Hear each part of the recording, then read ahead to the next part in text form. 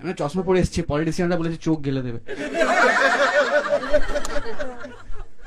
Basically আমি তো একটু সারাক্ষণ জয়েন্ট খেয়ে থাকি, তো কিছু ভুলভাল বলে ফেললে বা কথাবার্তা জড়িয়ে গেলে বাইরন বিশ্বাস ভেবে ক্ষমা করে দেবেন।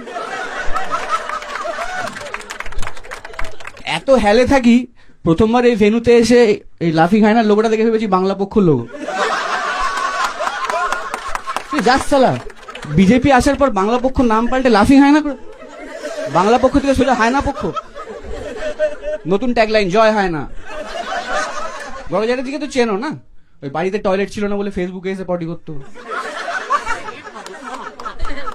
কিন্তু আমি বলছি যে ওনাকে যে কারণে অ্যারেস্ট করা হয়েছে সেটা কিন্তু আমাদের সবার জন্য খুব ভয়ের। হ্যাঁ, সাবধানে থাকবেন, বুঝে শুনে কথাবার্তা বলবেন, আর আজকে সেটা কেউ রেকর্ড করবেন না। যদি করেন আমি একাই সমস্ত রেকর্ড ভেঙে দেবো। আর এটা প্রথম মনে হয় এরকম হলো পৃথিবীর ইতিহাসে ইলেকশনে যে বিদায়ী নেতারা চলে যাচ্ছে আর সবাই চোর চোর বলছে। আর একটা জিনিস শুনলাম যে ওই বাংলা অভিধান ঠিক করেছে যে এবার থেকে চোরের প্রতিশব্দ হিসেবে কেউ কেউ চাইলে তৃণমূল আপনারা ব্যবহার করতে পারেন। উদাহরণ দিয়ে বোঝাই, তৃণমূল পালালে বুদ্ধি বাড়ে, তৃণমূলে মাসতুতো ভাই, তৃণমূলের মায়ের বড় গলা। দিওয়ার সিনেমাটা কে কে দেখেছেন? দিওয়ার ওইটা যদি এখন হতো না, অমিতাভ বচ্চনের হাতে নতুন জিনিস লেখা, মেরা বাপ তৃণমূল হ্যাঁ। যাই হোক, এইটা এই লাফিং হায়না কমেডি ক্লাব এটা কিছুদিন হলো তৈরি হয়েছে, কিন্তু আজকে এটার ওপেনিং শো। আর আমরা তো এটা ঠিক করেছিলাম ইলেকশনের রেজাল্ট বেরোবার আগে যে 17 তারিখ আমাদের এটা ওপেনিং হবে। তখন ভেবেছিলাম যে নারকোল ভেঙে ক্লাব উদ্বোধন হবে, তারপর রেজাল্ট বেরোলো, ভাবলাম এখন ক্লাব ভেঙেই ক্লাব উদ্বোধন।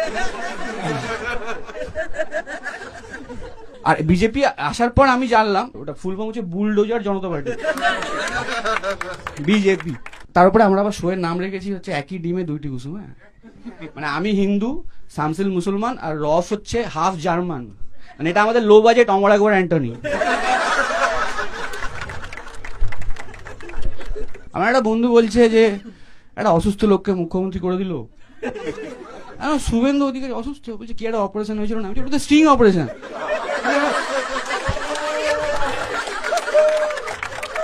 আর একটা বন্ধু ভালো বলেছে, তো আমার ফোন খেয়ে এসছে, বলছে ভাই কি হলো রে ভাই? বলছে কি আর হবে, টালিগঞ্জের দায়িত্বে পাপিয়া অধিকারী আর রাজ্যের দায়িত্বে মাফিয়া অধিকারী। আমি ঠিক করেছি এবার আমার বারমুটা নোংরা হলে বিজেপির পার্টি অফিসে নিয়ে চলে যাবো। আপনারা শুভেন্দু অধিকারী ক্রিমিনাল রেকর্ড ধুয়ে সাফ করে দিলেন, আমার বারমুটাটা পারবেন না? শুভেন্দু অধিকারী ভোটে জেতার পর বলেছে মুসলমানরা আমাকে ভোট দেয়নি। তার মানে কি, যেমন সিকিউরিটি যারা হয় তারা তো মেটাল ডিটেক্টর ইউজ করে, তো এবার ইলেকশন কমিশন ইভিএম এ ধর্ম